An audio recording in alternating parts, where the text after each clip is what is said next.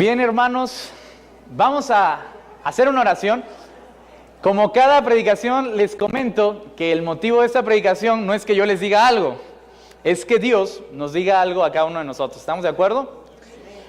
Por eso vamos a hacer una oración y vamos a pedirle que sea el Espíritu de Dios quien le diga a cada uno lo que tiene que decirle, y esto que tiene que decirle no tiene que ser lo mismo que al que le tiene que decir a alguien más. ¿Les parece perfecto? Así que a la hora de la comida, cuando vayan a comer pastor, acerca de la prédica, no tienen por qué coincidir. Cada uno puede llegar a la conclusión que quiera.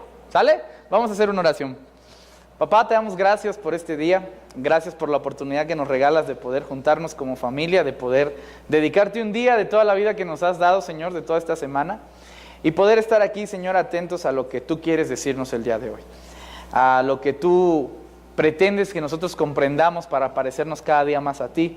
Por eso yo te ruego en el nombre de Jesús que tu Espíritu Santo esté en medio de esta familia, que sea tu Espíritu quien nos dirija y que sea tu Espíritu quien nos ayude poco a poco a irte comprendiendo más y a irnos comprendiendo entre nosotros mismos también, Señor. En el nombre de Jesús, amén. Hoy vamos a leer una historia bien interesante y con esta vamos a ir llegando a las conclusiones acerca de la adoración. Vamos a leer Juan 4, si tienes tu Biblia o si tienes tu celular y tienes la aplicación, porque esto no está en las pantallas, está antes, entonces puedes checarlo ahí. Voy a comenzar leyendo desde el 1 y vamos a ir avanzando así poquito a poquito. Dice, cuando pues el Señor entendió que los fariseos habían oído decir, Jesús hace y bautiza más discípulos que Juan, aunque Jesús, dice la Biblia, no bautizaba, sino sus discípulos, salió de Judea y se fue otra vez a Galilea, y le era necesario pasar por Samaria. Vino pues a una ciudad de Samaria llamada Sicar, junto a la heredad de Jacob, junto a la heredad que Jacob dio a su hijo José, y estaba allí el pozo de Jacob. Entonces Jesús, cansado del camino, se sentó así junto al pozo, y era como la hora sexta. Aquí vamos a hacer el primer punto que quiero aclarar de esta historia. Para comprender lo que estamos viendo, tenemos que entender dos cosas. La primera cosa es que los fariseos estaban tratando de poner enemistad a Jesús con Juan el Bautista. Hagan de cuenta que Juan el Bautista era una persona ya bastante popular, ¿no? O sea, ya era un líder muy reconocido en la zona y tenía muchísima gente. Cuando Jesús llega, pues Jesús está nuevo. No mucha gente lo conoce. Ya empieza a ganar su popularidad, pero no era mayor que la de Juan el Bautista. Juan el Bautista era muchísima más. Ahora, cuando Jesús se encuentra con Juan el Bautista, ¿se acuerdan que Juan Bautista lo va a bautizar? ¿Sí se acuerdan? Y entonces él legitima al siguiente líder y le dice, este es de quien yo había hablado. En ese momento, Juan el Bautista lo que está haciendo es un proceso de transición de liderazgo. Algo que se le había dado a Juan el Bautista por el Espíritu Santo. No esperó Juan el Bautista a que Jesús se lo quitara. ¿Qué hizo? Se lo dio. ¿Por qué? Porque el Espíritu le había indicado quién era el que seguía en el proceso. En algún momento el mismo Juan Bautista va a decir, es necesario que yo mengüe para que él crezca. Es necesario que yo empiece a desaparecer poco a poco para que el que sigue, que es Jesús, empiece a crecer. Y yo sé que nosotros de repente leemos ese texto y nos ayuda un montón, lo espiritualizamos bastante y decimos, es necesario que nosotros menguemos para que Jesús crezca en nosotros, ¿sí o no? Y está perfecto, es algo que nos ha ayudado mucho, pero realmente lo que está pasando en el aspecto social es que Juan el Bautista, como líder de la sociedad, está desapareciendo para que Jesús, el nuevo líder, comience a sobresalir. Y toda la gente que tiene Juan el Bautista no dice, oye, quédense conmigo, ¿no? Para que yo no me quede solito. Al contrario, Juan el Bautista le dice, vayan con Jesús, porque Él es de quien yo les hablé. Y ahí van todos los discípulos de Juan el Bautista y ahora se hacen discípulos de Jesús. Eso es lo que está pasando. Es la intención en el corazón de Juan el Bautista, que las cosas se vayan dando de manera orgánica y que Él va a estar legitimando a Juan el Bautista. Los que estamos en las células vamos viendo que estamos viendo exactamente lo mismo, pero ahora con el caso de Samuel, dándole liderazgo, ¿a quién? A Saúl, exactamente. Es el mismo proceso de transición de un liderazgo a otro. Pero ¿qué está pasando acá? Que los fariseos, como no les cae bien Jesús, Juan el Bautista sí les cae bien. Jesús no les cae bien. ¿Por qué Juan el Bautista les cae bien? Bueno, pues porque Juan el Bautista es el ideal de lo que nosotros consideraríamos una persona espiritual. Juan el Bautista es una persona, no sé cómo describirlo porque para mí no es ideal, pero es una persona que no va a fiestas, es una persona que se viste modestamente, es una persona que habla solo lo que tiene que hablar, es una persona que no bebe, ¿no? Es una persona que no come cualquier cosa, que se cuida, es una persona que tiene presencia y que siempre está hablando de Dios. O sea, Juan el Bautista desde niño es una persona que fue elegida y que ha crecido con el sacerdote que había sido su papá, y entonces ha sido educado de una manera en la que todo mundo cuando la ve dice, no, pues es un gran líder. Pero por otro lado tienes a Jesús, el hijo de un carpintero, ¿no? Que no crean que era pobre, clase media, el hijo de un carpintero que no ha tenido necesariamente la educación sacerdotal, pero que sí ha venido aprendiendo mucho a lo largo de la vida y escuchando también a los rabinos, que se ha estudiado, que ha conocido, pero que sobre todo está criticando el sistema. Este es Jesús, por otro lado, es un Jesús que además de criticar el sistema, critica las formas religiosas que se están llevando a cabo en su época. Critica que no coman con pecadores, critica que no se junten con mujeres, critican que el evangelio solo sea para las personas ricas, poderosas, critican, por ejemplo, que no beban vino, ¿no? Y entonces por algo en algún momento le van a decir, es que Jesús es comedor y bebelón de vino. ¿Sí? Entonces por supuesto que la gente prefería a Juan el Bautista y no a Jesús, era más un ideal.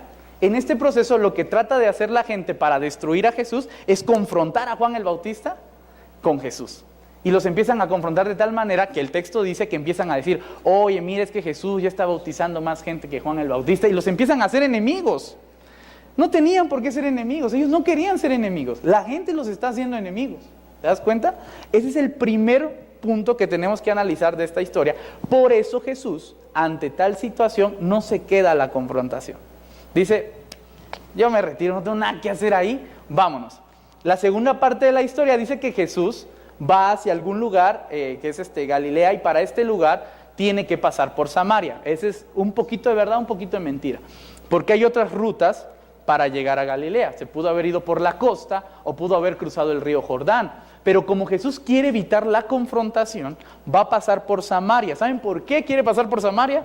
Porque ahí no están los ortodoxos, ahí no están los conservadores, ahí no están los fariseos, porque los fariseos odian a los samaritanos. Entonces como que un momento de relajación, en donde Jesús dice, ¿para qué voy a ir peleando por todo el camino con este asunto de los fariseos? Mejor me voy por Samaria y ahí no me voy a encontrar a nadie. En ese contexto es cuando va a pasar esta historia. ¿Vamos bien hasta acá, en esta parte de la historia? ¿Vamos bien con la introducción de todo esto? Bien, perfecto. Entonces vamos a seguir leyendo. Vamos en el 7. Vino una mujer de Samaria a sacar agua. Y Jesús le dijo, dame de beber, pues sus discípulos habían ido a la ciudad a comprar de comer.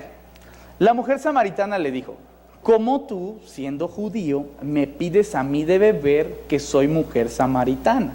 Y ahí hay un comentario bíblico, porque judíos y samaritanos no se llevan entre sí. Déjame explicarte así de manera rapidísima qué tienen que ver los samaritanos y los judíos en este asunto. Cuando empieza el pueblo de Israel, 100 puntos celestiales al que se sepa esta respuesta, ¿cuántas tribus eran? 12. Todas se la saben, ya no valen los puntos.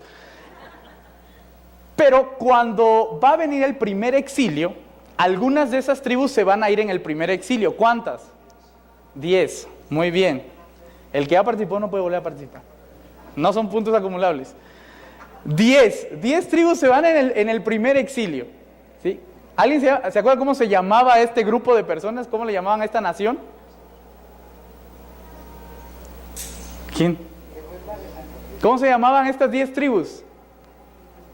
Es que había unos en el norte y unos en el sur. Israel, muy bien, Israel. Estas 10 tribus se llaman Israel. ¿Y las otras 2 de abajo cómo se llaman? Judá. ¿Y quiénes son las 2 tribus en Judá? ¿Verdad? Judá y Efraín. Judá y Efraín, nada más 2 tribus. Vamos bien, ya ven, tienen que ir a las células. Estas 2 tribus se van a quedar en el primer exilio y en el primero se van 10. Estas 10, dice la historia, que lo van a conquistar pueblos que son totalmente agresivos, sanguinarios, los famosos asirios. Van a ser los que van a entrar a conquistar este grupo. Este grupo no tiene una política de unión. lo que tiene es una política de destrucción. Van a conquistar y entonces hacen que los desaparezcan prácticamente. Los riegan por todas partes. ¿Por qué? Porque la política de ese momento era que si tú dejabas junto a un grupo de personas, podían volver a unirse y rebelarse contra ti. Por eso la intención de los asirios era, 10 para allá, 10 para allá, 10 para allá, y que se mezclen todos. Esa era la intención de este pueblo y por eso los manda por todos lados. En ese proceso, el linaje puro del pueblo de Israel se pierde. ¿Sí? Ya no hay pueblo de Israel. Esas son las famosísimas 10 tribus perdidas de Israel, se perdieron, ya no están. Cuando va a ser el regreso, entonces avanzan un poquito más en su Biblia y se dan cuenta que hay un regreso del pueblo, cuando Dios les va a responder y les va a regresar Jerusalén, les va a regresar su tierra. Estas 10 tribus quieren regresar, pero ya no pueden identificarse como parte del pueblo. Y como ya no pueden identificarse, ya no son de linaje puro. Y entonces los judíos, con los de Benjamín, que sí son linaje puro, porque ellos no se mezclaron, ya no los reciben. Entonces dicen, ¿tú quién eres? No, pues es que mi tatarabuelito, ¿no? Mi abuelito fue de la tribu de Zabulón, ¿no? De Manasés. ¿Y cómo me lo comprueba? Sí, es que mira, se casó con tal, de tal país. Ya no eres de nuestro linaje. Esa gente que ya no pudo comprobar su linaje, es la que se asienta en Samaria y a los que vamos a llamar samaritanos. Por eso los judíos y samaritanos no se llevan, porque en teoría son hermanos. Y en teoría también son israelitas, pero ya no son de raza pura. Y estos malvados que buscan la raza pura, pues no los quisieron. Así es como se da la confrontación entre judíos y samaritanos. Por eso judíos y samaritanos no se llevan. Y por eso esta mujer samaritana le sorprende que Jesús, que es judío, vaya y le diga, oye, dame agua. Y la mujer dice, ¿por qué me pides agua si tú eres judío y yo soy samaritana? Acuérdate que tú y yo somos enemigos. ¿Qué te está pasando, Jesús? Pero entonces viene lo que sigue del diálogo y dice, respondió Jesús y le dijo, si conocieres el don de Dios y quién es Él y quién es el que te dice, dame de beber, tú le pedirías y Él te daría agua viva. La mujer le dijo, Señor, no tienes con qué sacarla y el pozo es hondo. ¿De dónde pues tienes el agua viva? Aquí esto se parece mucho a muchos de nosotros cuando a veces queremos hacer literal el texto bíblico. Y decimos, ¿cómo es posible que tengamos que nacer de nuevo? Decía Nicodemo, ¿no? Y aquí la mujer igual está haciendo las cosas literal. ¿Cómo es posible que tú me pidas agua si no tienes dónde sacarla? Y como esas cosas literales, un montón de cosas que queremos literalizar del texto bíblico, ¿no? Y ahí estamos, literalmente, palabra por palabra, queremos que se cumpla. Eso no es posible. Jesús en este momento no estaba hablando de manera literal, estaba haciendo una metáfora de lo que significa el agua. Y desde el texto de Juan, el concepto de agua va a tener sinónimos como con luz, por ejemplo. Luz, agua son prácticamente sinónimos. Va a tener otro concepto en donde podemos ver la palabra, ¿no?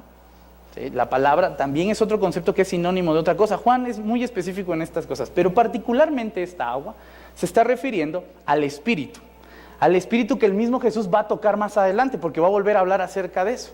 Entonces le dice a Jesús, yo tengo el Espíritu, y si tú me pidieras, yo te daría ese Espíritu. Es lo que le está contestando Jesús. Vamos a tratar de cambiar esa palabra agua por la palabra Espíritu, y vamos a seguir leyendo. La mujer le dijo, Señor, no tienes con qué sacarla y el pozo es hondo. ¿De dónde pues tienes el agua viva? ¿Acaso eres tú mayor que nuestro padre Jacob, que nos dio este pozo, del cual bebieron él, sus hijos y sus ganados? Respondió Jesús y le dijo, cualquiera que bebiere de esta agua, o sea, de la del pozo, volverá a tener sed. Mas el que bebiere del agua que yo le daré, no tendrá sed jamás, sino que el agua que yo le daré será en él una fuente de agua que salte para vida eterna. La mujer le dijo, Señor, dame esa agua porque yo tengo sed, para que yo ya no tenga sed ni venga aquí a sacarla, ¿no? Sigue, ¿no? De literal la samaritana tratando de ver las cosas literales. Pero lo que Jesús le está intentando decir en esto es bien importante. Dice, yo tengo el Espíritu. Este Espíritu, cuando yo te lo dé, escucha bien, cuando yo te dé el Espíritu, se va a convertir en una fuente en ti. La idea de que se convierta en una fuente en ti es que constantemente esté brotando agua. Y como constantemente va a estar brotando agua, pues entonces no vas a tener sed. Esto es prácticamente lo que yo podría llamar el proyecto autosustentable del reino de Dios. ¿Por qué? ¿En qué consiste este proyecto? En que Jesús tiene algo, que es agua o que es el Espíritu. Pero la idea es que Jesús se la quiere dar a alguien, está esperando que alguien se lo pida. Si alguien se lo pide, Jesús se lo da. Esa es la idea. ¿Vamos bien hasta acá? ¿Ya pidieron o no han pedido? Ahí vamos, ahorita vamos a hacer las preguntas. Pero la idea es que alguien lo pida. Cuando alguien lo pide, Jesús lo da. Cuando Jesús lo da, ese espíritu se convierte en una fuente en ti. Y la idea de que sea una fuente en ti es que tú no necesites nunca más agua, ir a buscarla por otro lado, salir o comprarla, porque en teoría tú la tienes dentro. Pero no la tienes solo para ti, sino que la idea de una fuente es que tengas agua, ¿para quién? Para alguien más. Por eso es un proyecto autosustentable, porque tú nunca más vuelves a tener sed, y no solamente eso, sino que además eres capaz de darle a alguien más. Y cuando alguien más bebe de esa agua o de ese espíritu que tú tienes, adivina qué, ese espíritu se convierte en una fuente en la otra persona, y así sucesivamente. Y vamos creciendo, y no tendríamos por qué tener sed. Entonces, mis queridos hermanos, familia del Dorado, ¿por qué siempre tenemos sed? Y no vayan a literalizar las cosas, como la samaritana, aunque yo literalmente tengo sed. Pero, pues que no había pedido. Pero ¿por qué entonces siempre tenemos sed? ¿Por qué siempre tenemos esa necesidad de? ¿Por qué nunca somos los que damos y siempre somos los que necesitamos recibir? ¿Por qué siempre estamos esperando que alguien nos dé y no estamos esperando a ver a quién le damos? ¿Por qué tenemos tanta necesidad de ese espíritu? ¿Porque no compartimos? Puede ser. Porque tenemos una gran fuente y decimos es mía, solo mía. Y nada más la vamos adornando. No, ahora le voy a poner piedritas, ahora le voy a poner un jardín a mi pozo. Nada más la estamos adornando. La idea de la fuente es que tú puedas compartirla, que tú se la puedas dar a alguien más. Y ese es el proyecto del reino de Dios. Entonces, vamos a concluir esta primera parte. El que pide el Espíritu, se le da el Espíritu. El que ya tiene el Espíritu, tiene una fuente del Espíritu para dar a otras personas y para darse a sí mismo. ¿Estamos de acuerdo? Esa es la función del proyecto. Así tendría que funcionar. Pregúntate tú, ¿por qué no ha funcionado así? Y ahorita vamos a encontrar una gran respuesta, bien interesante. Vamos a seguir avanzando.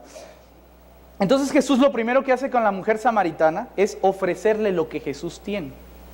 Jesús le dice, yo tengo el Espíritu y te lo quiero dar. Es el primer punto. El segundo punto va a ser, ¿cómo obtienes lo que yo te quiero dar? Ya dijimos que el primer paso es pedirlo, ¿sí? El primer paso es pedirlo. Pero hay un paso importante que está entre letras acá y que muchas veces no vemos.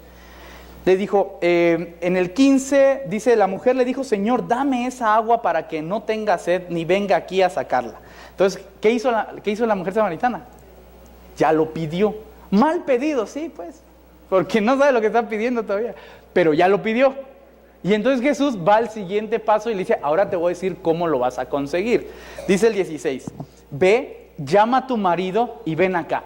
Me encanta Jesús, porque Jesús está haciendo preguntas que ya sabe, pero las está haciendo nomás para tantear o para dar una enseñanza por ahí.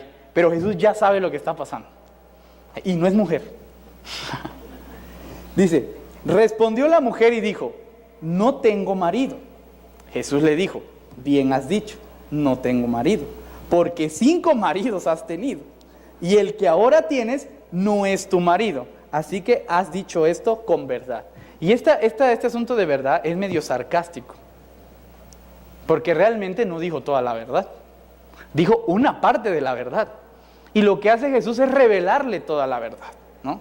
Es como decir, ¿has pecado en esta semana? No. Es verdad, no has pecado, por lo menos no intencionalmente. ¿Quién sabe todo lo que has hecho sin mala intención? ¿No? ¿Quién sabe? Igual con intención también. Pero Jesús siempre te está preguntando cosas. Y nosotros, como seres humanos, siempre le tenemos miedo a la verdad. No sé por qué, hermano, familia del Dorado, pero siempre le tenemos miedo a la verdad. Siempre tenemos miedo a decir las cosas como tienen que ser. Siempre tenemos miedo a ir a hablar de frente y decir, hermano, estoy pensando esto, creo esto, siento esto. Puede que no tenga la razón, pero déjame expresarlo con la verdad. Y no con la verdad de a poquitos, con la verdad completa. Porque cuando uno no habla con la verdad completa, es sinónimo de mentira. Sencillo. Es lo que está pasando. Y la mujer samaritana le está diciendo a Jesús parte de la verdad. Está diciendo, no tengo marido. A lo que Jesús va a agregar, mira, la verdad completa es que has tenido 5 maridos y que el que ahora tienes no es tu marido. Y eso de que, y el que ahora tienes, ¿qué significará? Ayúdenme con mi ingenuidad. ¿Qué significará el que ahora tienes que no es tu marido? Ustedes que todo lo saben y lo que no lo inventan. ¿Qué significará este sexto sujeto, individuo, ser humano, extraterrestre o marciano que está al lado de la mujer samaritana en esta ocasión? Que es una persona con el que habita, cohabita, voy a usar eufemismos, pero que no es su marido, ¿sí? Que oficialmente no están casados y que sin embargo tiene una relación con esa persona, ¿sí? Es la idea general. Entonces Jesús le está diciendo, mira mujer, no me quieras engañar. Desde las leyes judías que tú conoces, estás en pecado, ¿sí? Y entonces aquí viene la otra parte. ¿Cómo queremos recibir el Espíritu cuando lo pedimos si no somos capaces de confrontar nuestro pecado? ¿Cómo queremos recibir el Espíritu si cuando vamos a hablar de nuestro pecado hablamos con media verdad? Porque no somos capaces de llamarle como es, ¿no? Oye Dios, vea, perdóname, la verdad estoy muy arrepentido porque he fornicado. Nadie llega y le dice así a Dios. Oye Señor, discúlpame, la verdad es que estoy arrepentido, me he emborrachado 6 veces a la semana. Empiezo a considerar que esto es un peligro para nuestra relación, Dios. Y quizá para mi salud también, ¿no? Oye Señor, fíjate que pues, he adulterado en mi corazón 366 veces en el año. ¿Cómo le dice? No me preguntes. Pero ¿por qué no vas y le dices a Dios las cosas como son? ¿Por qué no podemos confrontar nuestro pecado? Es más, ¿por qué nos gusta engañarnos a nosotros mismos? Que es lo peor. Engáñate a todo el mundo, a Dios si quieres. Pero ¿por qué te gusta engañarte a ti mismo diciendo, no, no es cierto, no lo hice, no lo hice, no lo hice? Nomás medio lo pensé, pero no lo hice, ¿no? Porque es nuestra naturaleza como seres humanos querer evitar esa parte. Todos nos pasa. No hay uno aquí que se exente, nadie. Y ese proceso es el que nos impide tener una buena relación con Dios y con su Espíritu. ¿Por qué? Porque o no pedimos, o cuando pedimos no podemos confrontar nuestro pecado o deshacernos de nosotros mismos. Queremos que Dios habite en medio de nosotros, pero queremos que habite a pesar de nosotros, ¿sí? Queremos hacer un negocio con Dios, pues queremos decirle, mira Dios, yo estoy de acuerdo en que tu Espíritu venga a vivir acá, ¿sale? Pero mi sillón de pecar no me lo mueve tu Espíritu, ¿sale? Ese silloncito hay que se quede, mi tele hay que se quede, todo, no puedes mover nada. Si quieres ven a vivir, pero no puedes mover nada en mi vida. Yo ya la acomodé como a mí me gusta. Entonces si tú vienes a acomodarte a mi vida. ¿Estás de acuerdo, Espíritu? Y el Espíritu dice, ¿qué onda? Si mi trabajo es justamente ir a cambiar tu vida y ahora me pides que no lo haga, ¿de qué se trata esto? ¿Te das cuenta? Y por supuesto que muchos de nosotros no tenemos el Espíritu habitando en nosotros, por una razón. No queremos que venga a cambiar nuestra vida, ya estamos cómodos, ya estamos bien, nos gusta cómo estamos. Este estilo nos ha costado días, años, meses, lágrimas, llantos, alegría, nos ha costado nuestra personalidad, nos ha costado mucho. ¿Por qué tendría que venir el Espíritu a cambiarme mi vida? Ese es el problema. ¿Vamos bien? Qué bueno porque viene lo mejor. Estamos empezando. 19, le dijo la mujer, Señor, me parece que tú eres profeta. Se va acercando.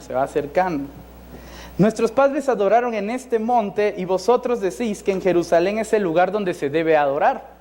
Jesús le dijo, mujer, créeme que la hora viene cuando ni en este monte ni en Jerusalén saldréis a adorar al Padre. Vosotros adoráis lo que no sabéis. Ya no voy a leer en español. Ustedes adoran lo que no saben. Nosotros adoramos lo que sabemos, porque la salvación proviene de los judíos. Mas la hora viene, y ahora es, Cuando los verdaderos adoradores adorarán al Padre en espíritu y en verdad, porque también el Padre, tales adoradores, busca que le adoren. Entonces acá hay un concepto, que es el que quiero manejar primero antes de ir terminando, y es la idea de en espíritu y en verdad. Jesús lo que le está diciendo a la mujer samaritana es, mira, aquí está pasando algo. La hora se venía acercando, lo voy a leer en gerundio más fácil, se venía acercando y ya llegó la hora. Ya llegó la hora de que los adoradores en espíritu y en verdad adoren. ¿Qué quiere decir esta idea de en espíritu y en verdad? En primer lugar, el espíritu. El espíritu es lo que ya veníamos hablando, que tenía que ver con la idea del agua. Por eso digo que Jesús ya venía hablando de esto. Ya tenía como que la idea de lo que iba a decir. El agua. El que tiene el espíritu puede adorar. El que no tiene el espíritu no puede adorar. Pero la otra parte de la verdad tiene que ver con el conocimiento. Por eso le está diciendo a la mujer, es que ustedes adoran lo que no saben. Y los judíos adoran lo que sí saben. Pero aquí el problema es que no solo se trata de saber, sino que se trata de tener el espíritu y saber. Se trata de las dos cosas. La verdad en ese concepto tiene que ver con el conocimiento. Este conocimiento del cual hemos hablado mucho acerca de Dios. Mire, usted no puede adorar algo que no conoce. ¿Sí? Es como decir, adoro a Dios. ¿Qué Dios? ¿Qué Dios? ¿Quién es? ¿Cómo es? ¿A quién te estás refiriendo? No sabes. No puedes tirar la adoración a ver que Dios la atrapa. Es imposible. Es como cuando tú quieres mandar flores a alguien y le dices, dele las flores a la niña del salón 204. Entonces llega el florero y dice, dale todas. ¿No? Imposible. Tienes que ser específico, tienes que saber a quién le estás mandando las cosas. Tienes que saber quién es Dios. Dios pide conocimiento de Él. Él quiere que lo conozcas. Por eso es importantísimo esa parte del conocimiento, y Jesús le está diciendo a la samaritana, es necesario que ustedes como samaritanos conozcan, como es tan necesario que ellos, los judíos, que conocen, tengan el Espíritu. No se trata de que seas judío o samaritano, no se trata de que conozcas mucho o tengas mucho espíritu, se trata de que conozcas y que tengas el Espíritu. De las dos cosas juntas. No nos podemos ir a medias. El que no tiene el Espíritu o el que no conoce a Dios, no puede adorar. ¿Sí? Por eso el texto está diciendo los verdaderos adoradores.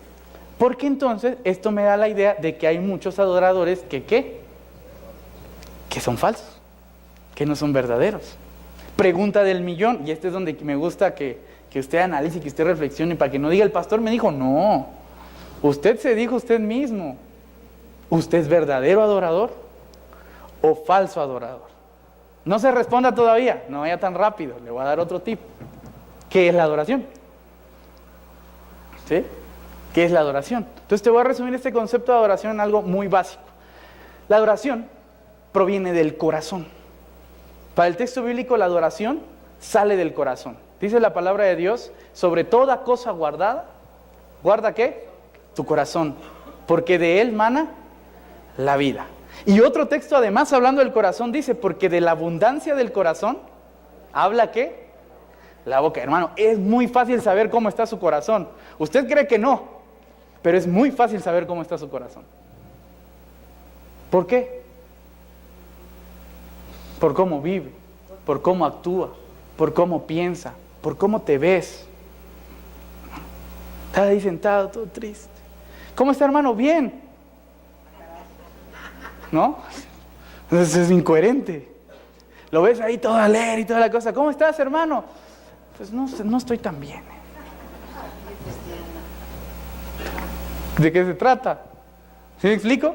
De la abundancia del corazón habla la boca. Lo que hay en tu mente, lo que está pasando en tu cabeza, es una proyección de lo que hay en tu corazón. Si tu corazón está dañado, todo lo que proyectas, todo lo que se ve de ti, es eso.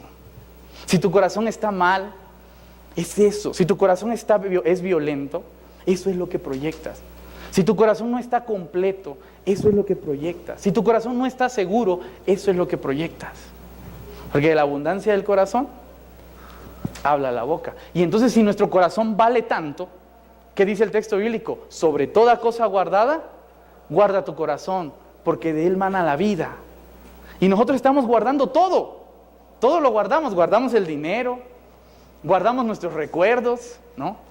Guardamos nuestros objetos más preciados, guardamos la gente que más queremos, todo lo guardamos. Pero no guardamos nuestro corazón. Ahí está el gran detalle. La adoración siempre, siempre sale del corazón. La adoración o el corazón, ¿qué es el corazón ahora? Esa es la otra gran pregunta. Entonces, ¿qué es el corazón? Porque estamos absolutamente de acuerdo por mayoría de votos que no es ese órgano que bombea sangre. Porque tampoco vamos a literalizar las cosas. El corazón podríamos decir que es el ego. En griego es el ego. Que en español, y ya también medio psicológico el asunto, es el yo. ¿Sí? El corazón es el yo. Es aquella cosa que eres tú en tu esencia. Que no son solamente tus pensamientos. No son solamente tus sentimientos. No son solamente tus gustos. Es el todo de ti. Es tu corazón. No sé si han escuchado y que digan, hermano, es que usted tiene que leer solo con la razón, no involucre sus sentimientos. ¿Sí? O al revés, usted solo sienta, no razone. No sé si les ha tocado escuchar esas cosas. Bueno, eso es absolutamente absurdo. Nadie puede abstraer una parte de sí mismo. Es imposible, porque usted no es muchas partes juntas, es una sola. Y ese es el corazón, en donde todo lo que usted tiene se resume en una cosa, el corazón. Lo que usted sienta afecta a lo que usted piensa. Lo que usted piensa afecta a lo que usted siente. Y no puede abstraer ninguna de las dos. Nunca. ¿Qué es el corazón? Es el todo. Por eso cuando quieren alabar, sienta, hermano, tiene que sentir. Es absurdo no sentir.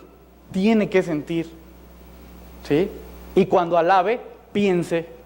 Es absurdo no pensar, siempre tiene que pensar, porque es el todo de usted. Ese es el corazón. ¿Te das cuenta? Entonces, cuando el todo tuyo, esa esencia, está bien cuidada, está bien protegida, esto es, proteges tus sentimientos, proteges tus pensamientos, proteges tus gustos, proteges todo de ti, entonces tu corazón está bien guardado. Cuando tu corazón está bien guardado, entonces puedes proyectar buenas cosas, porque de la abundancia del corazón habla la boca. Y todo lo que tu corazón proyecta, si tiene el Espíritu y tiene el conocimiento de Dios, acabamos de llegar a la respuesta del millón, hermanos. A eso se le llama adoración. ¿Sí? Por lo tanto, si en este momento yo llego y abrazo a Chava, gracias Chava por ser el único que me abrazó en los 5 abrazos, ¿eh? Por cierto... Si yo voy y abrazo a Chava, esa es una actitud que está saliendo de mi corazón. Si mi corazón está protegido, está cuidado, si yo tengo el Espíritu y tengo el conocimiento de Dios, adivina qué estoy haciendo cuando estoy abrazando a Chava. Estoy adorando. ¿Eh? Vamos a poner otro ejemplo, así facilito. Hagan de cuenta que tengo un vaso de agua y le meto una servilleta. Saco la servilleta, ¿cómo sale?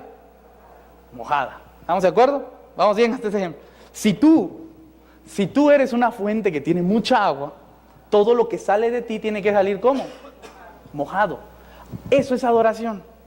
Todo lo que tú hagas que salga empapado de es adoración. Y eso es lo que le agrada a Dios. Y eso tiene que ver en todos los aspectos de tu vida. Tú puedes estar manejando y tu vida sigue adorando a Dios.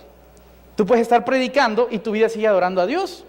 Tú puedes estar cantando y tu vida sigue adorando a Dios. Tú puedes estar en el karaoke o en el bar y adivina qué. Tu vida puede seguir adorando a Dios. Como tú puedes estar en la iglesia y puede que tu vida no esté adorando a Dios. ¿Por qué? Porque las cosas no dependen de lo que vemos simplemente. Depende de lo que está saliendo del corazón de la persona. Y aquí es donde viene lo peligroso, que yo sé que a nosotros no nos gusta. Pero mucho de lo que sale de tu corazón se puede ver. Tú crees que no. Tú dices, ay, yo lo estoy escondiendo bien. Sí, ¿no? Y vas aquí como que tratando de esconder tu corazón. No es cierto, hermano, no te engañes. Se ve, se nota, se percibe cómo está tu corazón. Eso, mi querido hermano, es adoración. Por eso voy a concluir con esto. Ya hablamos de qué es adoración. Espero nos haya quedado claro qué es adoración. Ya hablamos acerca de lo que es verdadero, acerca de este Dios que busca que lo conozcas para que le puedas adorar. Y ahora voy a hablar de esta palabra que es buscar. Buscar. Dios busca que tales adoradores le adoren. Eso es muy importante. ¿Cuántos de ustedes buscan a Dios? ¿Sí? Veamos, vamos bien. Ni tan bien, pero... La siguiente pregunta es la buena. ¿A cuántos de ustedes Dios los busca? ¿Están seguros? Es lo que ustedes quisieran, que Dios los buscara. El texto bíblico es bien interesante, porque muy pocas veces habla de esta acción que Dios tiene de manera personal con algunas personas. Mira, de los hijos de Jacob, todos sus hijos eran hijos de Jacob, ¿sí o no? Todos tuvieron una tribu en Israel, ¿sí o no? ¿Y por qué Dios bendijo tanto a José? ¿Y los otros qué? De los hermanos de David, todos eran hijos del mismo papá, todos eran del mismo pueblo de Israel, todos tenían el mismo conocimiento de Dios. ¿Por qué Dios unge a David? Que ve su corazón. ¿Te acuerdas? Dios dice que yo no veo la apariencia, yo veo el corazón, y por eso escoge a David. No es necesario que Dios los busque a todos por igual. Yo sé que todos anhelamos eso, pero hay que empezar a ser un poquito más realistas. Hay algunos a quienes Dios busca. Todos buscamos a Dios, sí, y el que lo busca lo encuentra. Pero a algunos Dios sale a su encuentro, a buscarlos. ¿A quiénes? A los que adoran en espíritu y en verdad. El que no adora en espíritu y en verdad, ese que vaya y que busque a Dios, no hay problema, nadie lo está excomulgando. Pero ese Dios no va y lo busca. ¿Y qué es esto de que Dios te busque y de que tú lo busques? Sino simplemente la perfección de cualquier relación. No puede existir una relación entre seres humanos o entre cualquier otra cosa, entre Dios y seres humanos, en donde una persona no vaya en búsqueda y la otra salga a buscarlo también. Si una de las dos partes no se está buscando, ¿sabes qué? Las cosas no salen bien. Las cosas no salen bien. Esto aplica para amigos, familia, relaciones, iglesia y Dios. ¿Sí? Porque la unión por excelencia de nuestra sociedad es justamente ver por el otro y que el otro vea por mí. Porque si solo yo veo por el otro, me gasto yo.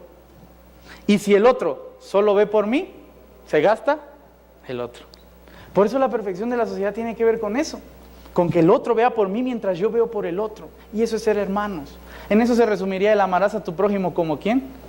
Como a ti mismo. Y con Dios es lo mismo. Tú tienes que ver por Dios y Dios tiene que ver por ti. Pero acá hay un gran problema. Dios no ve por todos. Hay que empezar a ser un poquito más realistas. Dios busca a los que lo adoran en espíritu y en verdad. A esos adoradores Dios busca.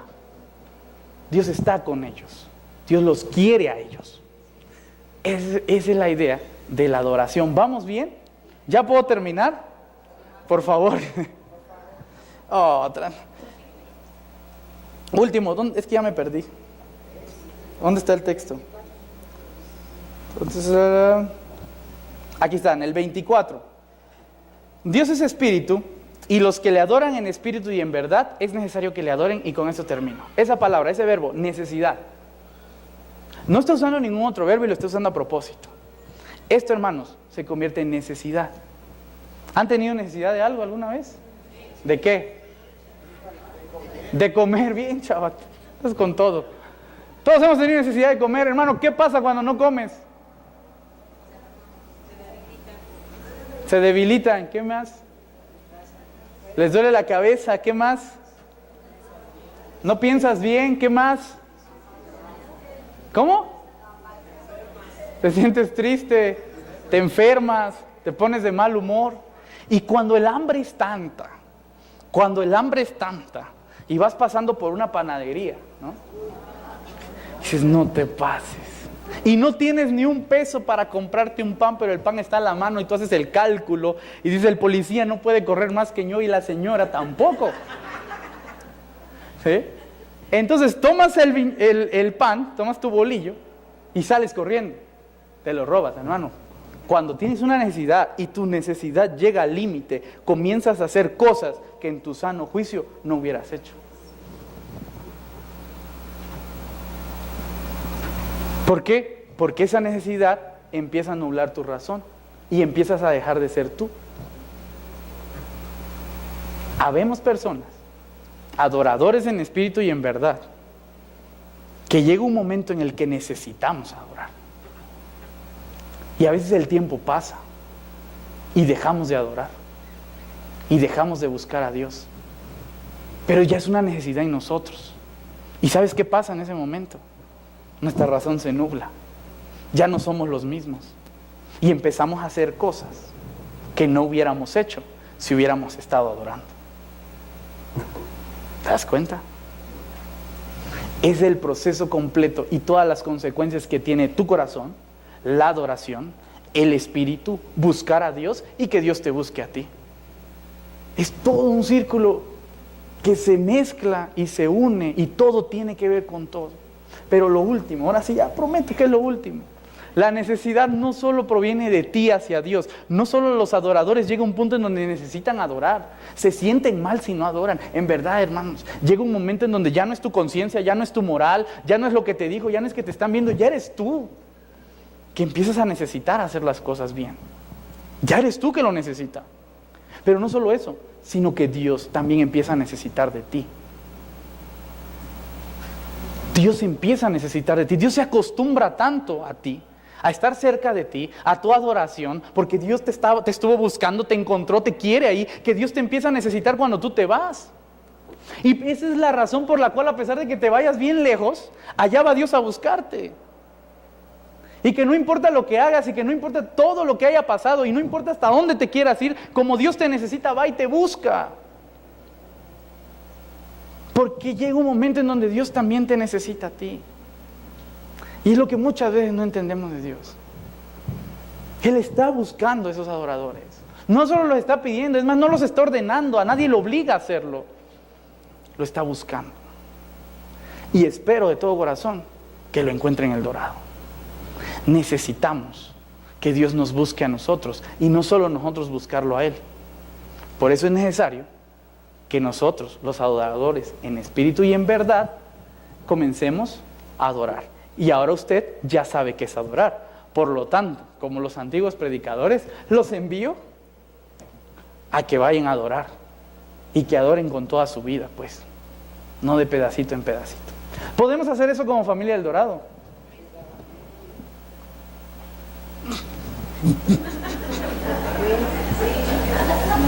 Se notó en lo que había en su corazón. Vamos a hacer una oración. Vamos a hacer una oración. Y te voy a pedir que ahí en tu lugar, en donde tú puedas hablar con Dios un momento, hables con Dios acerca de lo que Él te dijo hoy a ti. Que no te pongas a pensar en lo que le dijo al otro. Ay, esta predica hubiera estado buena que la escuchara fulanito. No, lo que te dijo a ti. Y no lo que te dijo el pastor a ti. Lo que te dijo Dios a ti. ¿Sale? Piensa un momento, tómate un minuto ahí en tu lugar, habla con Dios, dile, Dios, ¿qué me quisiste decir? Y enseguida levanto la oración.